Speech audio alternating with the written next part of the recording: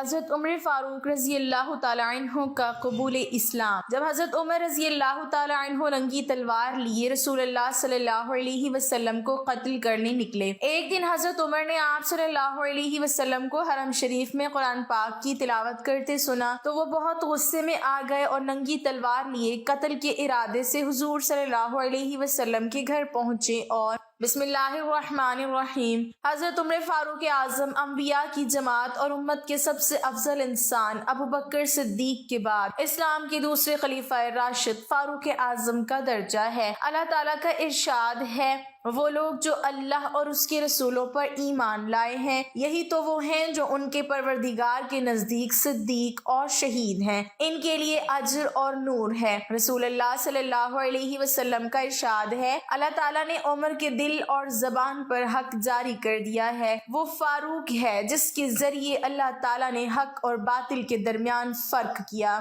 جماعت اصحاب روشن ستارے ہیں، آسمان پر موجود ستاروں کی روشنی کم و بیش ہے، یہی مثال صحابہ اکرام رضی اللہ عنہم کی ہے، لیکن ہیں سبھی روشن۔ ان میں سب سے نمایاں، سب سے روشن اور سب سے تابناک بہرحال پہلے چار صحابہ رضی اللہ عنہم ہی ہیں، یہی پہلے چار اصحاب خلفائے راشدین ہیں۔ عشرہ مبشرہ میں بھی سب سے پہلے انہی کا نام ہے۔ آج ہم آپ کو انوکھی خصوصیات والے انسان کی کہانی سناتے ہیں۔ اللہ کے رسول صلی اللہ علیہ وسلم نے اپنے 10 صحابہ کا نام لے کر فرمایا تھا، میرے یہ 10 صحابہ جنتی ہیں، گویا انہیں دنیا ہی میں جنتی ہونے کی بشارت عطا ہوئی۔ ان میں سے ایک سیدنا عمر فاروق رضی اللہ تعالی عنہ ہیں۔ انبیاء کی جماعت کے بعد اور مسلمانوں کے پہلے خلیفہ راشد یار غار سیدنا ابو بکر کے بعد اس دنیا میں سب سے زیادہ فضیلت دوسرے خلیفہ راشد سیدنا عمر فاروق ہی کو حاصل ہے۔ نبی صلی اللہ علیہ وسلم نے ان کے بارے میں اس طرح دعا فرمائی تھی، اے اللہ اسلام کو عمر کے ذریعے سے قوت اور عزت دے۔ ان کے زمانے میں اسلامی حکومت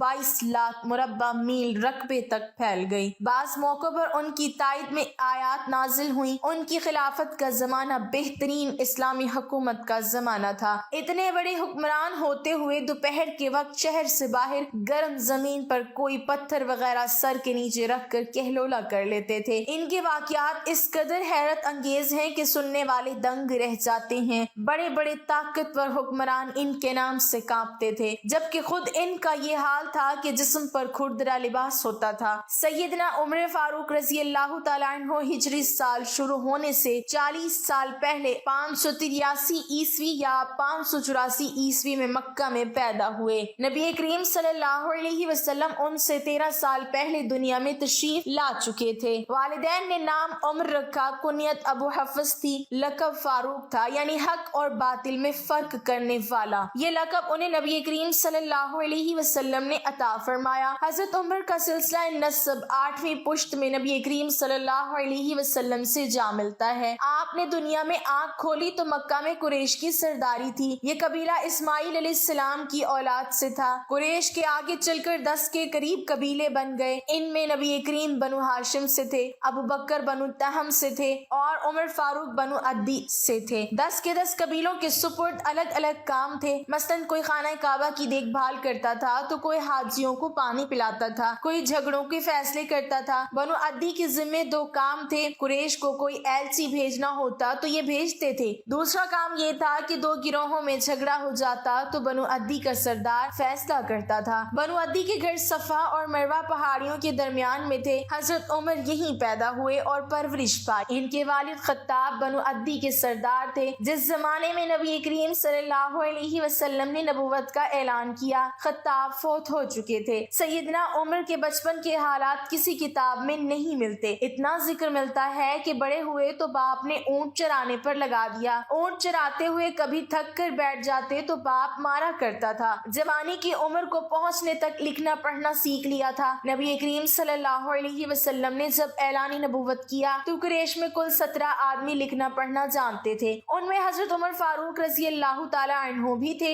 इसके अलावा उन्होंने सिपाह गिरी, तेग जनी और घुड़सवारी में कमाल हासिल किया। घुड़सवारी का हाल ये था कि उछल कर घोड़े पर बैठ जाते, कश्ती का फन भी सीखा, ऊंचाई के ताकतवर आलिम थे, चोटी के कई पहलवानों से मुकाबले जीते, शायर नहीं थे, अशार पसंद करते थे, तकलीद करने का ढंग भी आता था, मिजाज में गुस्सा और सख्ती थी। जवान होने पर तिजारत का पेशा इख्तियार किया। नबी करीम सल्लल्लाहु अलैहि वसल्लम ने नबूवत का ऐलान किया तो उनकी उम्र 27 साल थी।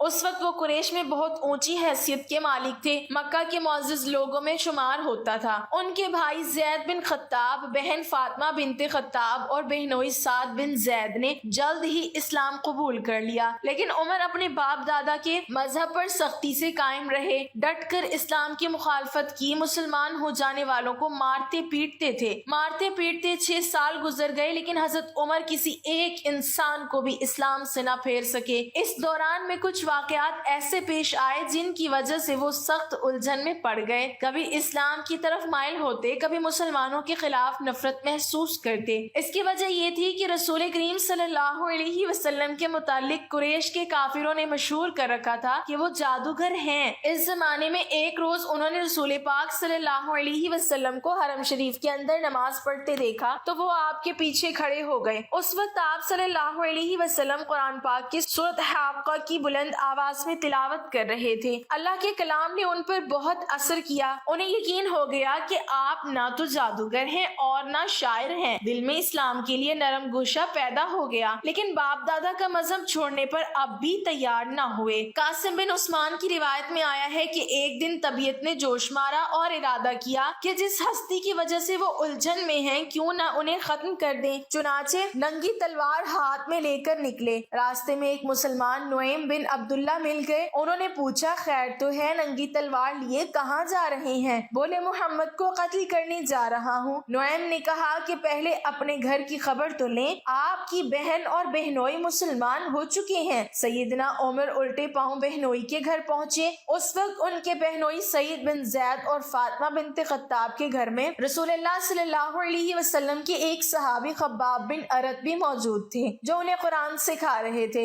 उमर ने दरवाजे पर दस्तक दी तो खब्बाब के घर एक हिस्से में छुप गए। फातिमा ने कुरान के औरात छुपा दिए, लेकिन उमर तिलावत की आवाज सुन चुके थे। अंदर पहुंचकर पूछा, क्या पढ़ रहे थे? मुझे मालूम हुआ है कि तुम मुसलमान हो चुके हो, अपने बाप दादा के मजहब से फिर गए हो। ये कहकर उन्होंने दोनों को मारना पीटना शुरू कर दिया। बहन के सर पर एक लकड़ी मारी, उनके सर से खून बह निकला। उस वक्त दोनों मियाँ बीवी के मुंह से निकला, हाँ ए उमर, हम मुसलमान हो चुके हैं, अल्लाह के रसूल पर ईमान ले आए हैं, तुमसे जो हो सके कर लो, इस्लाम तो अब हमारे दिलों से नहीं निकल सकता। उमर ने बहन का खून देखा और ये अल्फाज सुने तो गुस्सा ठंडा हो गया। बोले, अच्छा जो तुम पढ़ रहे थे मुझे दिखाओ। बहन ने औरात उन्हें दे दिए। उन पर सूरत क़ाहा लिखी थी। उन्होंने उसको पढ़ा तो बेख्तियार पुकार उठे, वाह कितना उम्दा और आला दर्जे का कलाम है। ये सुनकर खब्बाब बिन अरत भी बाहर निकल आए और बोले, ए उमर, मुझे उम्मीद है अल्लाह ताला ने अपने नबी की दुआ को पूरी करने के लिए आपको चुन लिया है। मैंने